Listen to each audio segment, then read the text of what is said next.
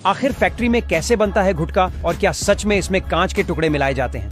आखिर विमल के अंदर मौजूद केसर का क्या रहस्य है और क्या सच में खुद अजय देवगन भी गुटखा खाते हैं?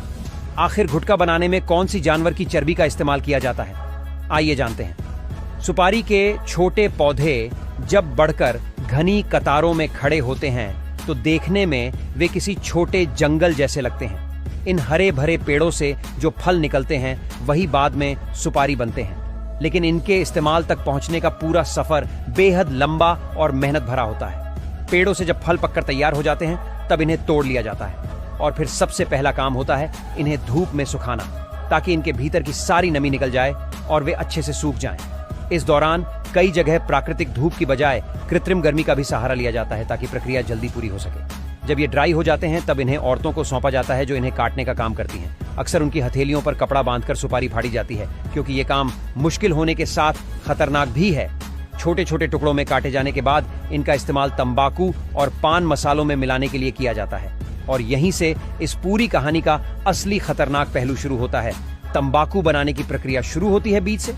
गर्म इलाकों में बीजों को गीली घास या कपड़ों से ढक दिया जाता है ताकि नमी बनी रहे। करीब 8 से 10 हफ्तों में पौधा 10 इंच तक लंबा हो जाता है और फिर इन्हें खेतों में लगा दिया जाता है।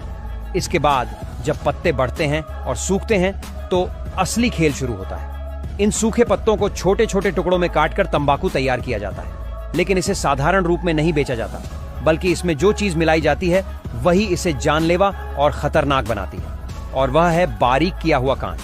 कांच की बड़ी बड़ी बोतलों को मशीन में डालकर पीसा जाता है जब तक कि वह इतना महीन पाउडर न बन जाए कि नग्न आंख से उसे देखना भी मुश्किल हो जाए। यही पाउडर जब तंबाकू के साथ घुलता है तो उसका असर कई गुना बढ़ जाता है, क्योंकि हमारे मुंह के अंदर की त्वचा बेहद संवेदनशील होती है। जब यह पाउडर वहां कट लगाता है और उसके ऊपर तंबाकू का रस लगता है तो तेज जलन होती है, और यही जलन नशे का एहसास और भी ज्यादा बढ़ा देती है। यही कारण है कि तंबाकू और पान मसालों का आदी इंसान इसे बार बार इस्तेमाल करने लगता है।